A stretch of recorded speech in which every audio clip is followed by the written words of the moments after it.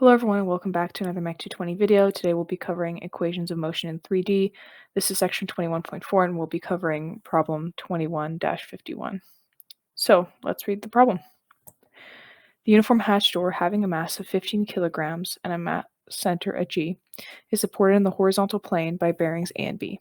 A vertical force F, which is 300 newtons, is applied to the door as shown. Determine the components of reaction of the bearings and the angular acceleration of the door. The bearing at A will resist a component of force in the y direction, whereas the bearing B will not. For the calculation, assume the door to be a thin plate and neglect the size of each bearing. The door is originally at rest. So my notes that I've written here don't really explain much theory, just the equations that we use typically in this section, and another reminder that when you're dealing with 3D, you're not just dealing with moments of inertia, you're also dealing with products of inertia. And then also, I guess the only thing I would say would be to recall constraints from statics, because when you remove a bearing, you have to replace it with the forces that constrained it as if the bearing were there. But that will become clear when we draw our free body diagram, which for a problem with equations of motion, that's the first thing you always do. You draw a free body diagram. So I've already drawn the plate here, and we're just going to draw the forces now. So first we have mg, which is the weight of the plate. We have the force F that's given.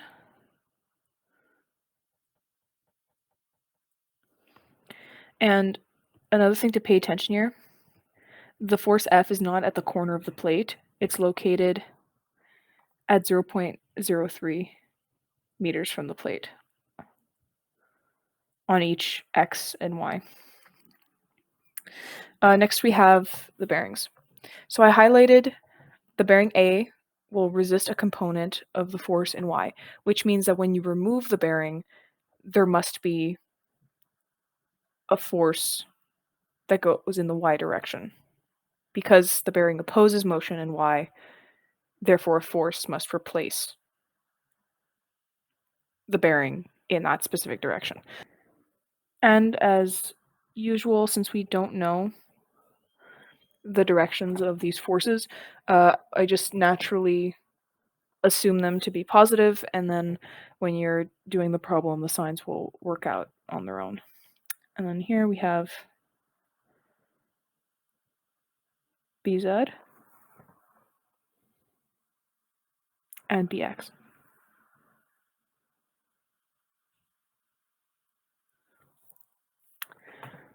And the final thing that we have to address is this. The door is originally at rest.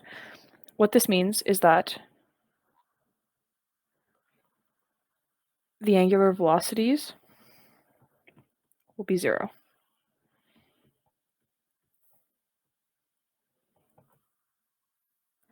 And then we can also assume that there will be no angular acceleration in x or in z, since the plate is constrained to move, well, to rotate about the y direction. And that's the angular acceleration that the problem is asking us to find. And because we're dealing with sum of moments, we have to know how many different types of moments and products of inertia we'll be using. If we look at this drawing here, we can see that the plate is symmetrical about the zx plane because the side is equal to this side. It cuts it through its center of mass, so it cuts it through the middle. And then if we cut the plate through the xy plane, it is also symmetrical because it'll cut into two equal halves. So we have two planes of symmetry, which means all of our products of inertia are 0. Right, let's go ahead with our first equations. Now I'm going to write the full equation so you can get used to seeing it, even though we're going to be canceling out quite a few terms. Now, this is the form that you use when your products of inertia are 0. When they're not 0, this equation, well, the right-hand side of the sum of moments equation about the x-axis will be much longer because you're including other terms in izx, ixy, and so on. But when all of those are 0 and you're just working with moments of inertia, this is what it reduces to. And for sum of moments about y and z, you're going to get similar formats. So based off our initial observations, um, these are 0. This is also 0. So the sum of moments about x is 0. For y, we know that our angular acceleration will be a component of y, so that's not 0. But we know omega x and omega z are 0, so that's 0. And then for some moments about z, we know that this is 0, and we know that this is 0. So the sum of moments about z will be 0. So you have the force at 300 newtons multiplied by the distance to the x-axis, which is the length is 0.15 plus 0.8, well, subtracting that value from 0.03, because again, the force of 300 newtons isn't located at the corner of the plate.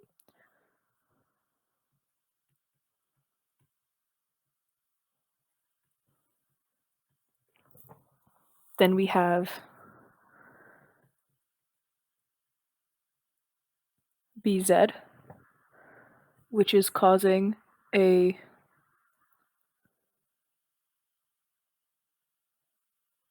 counterclockwise moment about x, and the distance is 0.15. Minus Az, it's causing also a moment about x, but clockwise moment, so it's negative, and the moment arm is the same, and that is equal to 0. That's equation 1. Now, for some moments about y, we have two unknowns here. We have the angular acceleration of y, and then we have Iy. Iy we can find simply because it's just the moment of inertia about y of the plate, and up here I've posted the formulas for that. And here we'll be using the parallax theorem because the origin of this coordinate system is not located in the center of mass. It's not located at G. So we will be using the parallax theorem to determine the distance between G and O. So there's no Z distance since it's all at a 0. Both G and O are in the xy plane, so there's no Z component. The x component is this distance, 0.2. Now that we have that, we can go back into our equation for some moments. For the sum of moments about y, we have mg here, the weight, causing a counterclockwise moment about y, and then we have the force F here causing a clockwise rotation about y. You'll get your angular acceleration of the plate is negative 102 rads per second squared. And that is first part of our problem done. Right, so a small side comment on what causes a moment about an axis and what doesn't. If the force is directly in line of action with the axis, like AY here, it won't cause a moment. If there is no moment arm with the axis, like BX here and AX here, or even AZ and BZ, it can't pull on anything in any direction. Like if you have a bar here and you just have a force sticking out like that, if it's just crossing the axis, it's not going to move in this way or this way. It's not causing a moment. So essentially it's crossing it, so it can't cause a rotation. So you're really going to look for the force, and you're going to ask yourself, where is the moment arm? For example, for the moments of inertia about y, you've had, okay, here's the weight, here's the moment arm, here's the force, here's the moment arm. And that's how you're going to go about finding that out. All right, and now for moments about Z. So we basically got all the information that we can from the moment of inertia equation, so we're going to move on to Newton's laws. So our biggest unknown here is AG, the acceleration at g. So to find AG, and this is typical of any equations of motion problem in 3D, you need to use our equations for acceleration. And we're going to find the acceleration at g from the point O, because that's a known point that we have. Now we know that the plate is originally at rest, so there's going to be no angular velocity. And the point O is fixed, so there's going to be no acceleration at the point O. Now r of g with respect to O is simply the vector from O here to g. So that's plus 0.2 I hat in meters.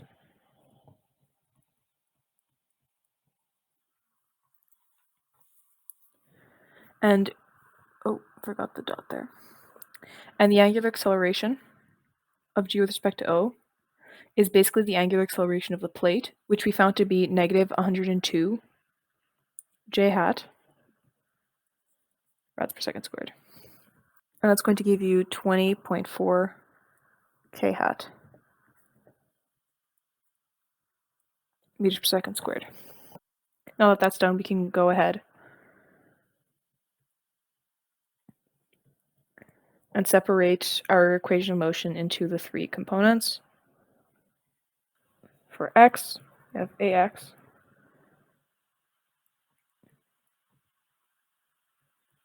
plus bx, which is 0. So from this we can deduce that ax is equal to bx, which is 0. And the sum of forces of y, which we also know to be 0, we only have ay as a component. So ay is equal to 0. So these are part of our final answers. And finally, sum of forces in the z, acceleration of g at z, which is not 0, that's equal to 15, which is the mass of the plate, multiplied by 20.4, which is the acceleration in the z direction. So we have our force, 300 newtons, subtracted 9.81.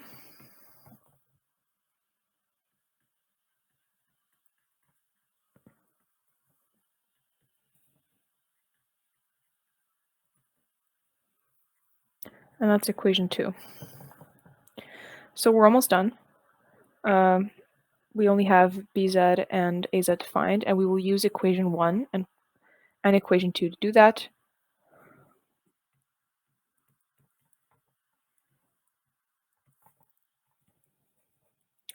That's your az, which is 296.6 newtons. And finally,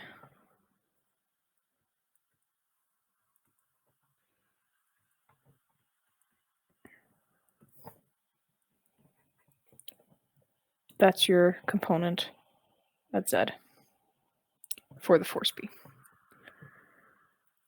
Right, so we have found the angular acceleration of the plate.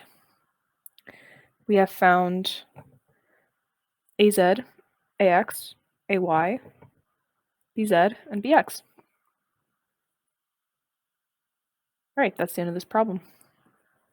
Hope this was helpful, and thank you for listening.